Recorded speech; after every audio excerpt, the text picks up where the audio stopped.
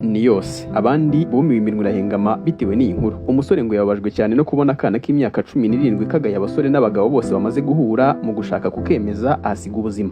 Iyi nkuru ikomeje guca ibintu hirya no hino, iravugwa mu gihugu cy'u Burundi ahitwa ku mutumba wa Butare muri komine Kayogoro intara ya Makamba. Biravugwa ko umusore w'imyaka 23 yaguye ku rugamba ubwo yageragezaga kwemeza umukobwa w'imyaka 17 uhora uvuga ko nta numwe wamugeraho yifuza. Uyu nyakwigendera witwa Ikorikiza Eric ngo yagize atyo umunsi umwe we na Keza Imana Glace bagira ibyo banoza bombi mu cyumba, ariko uyu mukobwa aza kubwira umusore ko bisa naho ntacyo yakoze rwose, nkuko bivugwa ko uyu mukobwa yabwiye abandi baryamanye ko nta bagabo barimo rwose. Eric ngo yanze gusuzugurwa na Glace, yiyemeza kujurira ubundi akazamwemeza induru zikavuga. Biravugwa ko tariki 13 z'uku kwezi turimo aribwo Glace yongeye gusura Eric wari witeguye kwemeza umukobwa neza cyane. Uyu musore ngo yaguze ibinini byongera akanyabugabo anywaho kimwe. Glace araza, umuhungu ajya hakora akazi icyuya kiramanuka, ariko umukobwa amubwira ko n'ubundi yumva nta kigenda, ameze nk'uri kumushimashima, aho bamwe bavuga ko yaba yaramugiriye inama yo kunywa ikindi ngo arebe ko agatege byibuze kakiyongera. Umuhungu ngo yoroshye ikindi kinini akomeza akazi, nyuma y'iminota mike umutima urahagaze birangira yitabye Imana. Gusa nubwo bimeze bitya, iyi nkuru iri kuvugwa mu buryo butandukanye ku buryo bigoye kumenya niba nta makabya nkuru arimo. Gusa icyo bose bahurizaho ni uko Eric yaguye ku rugamba.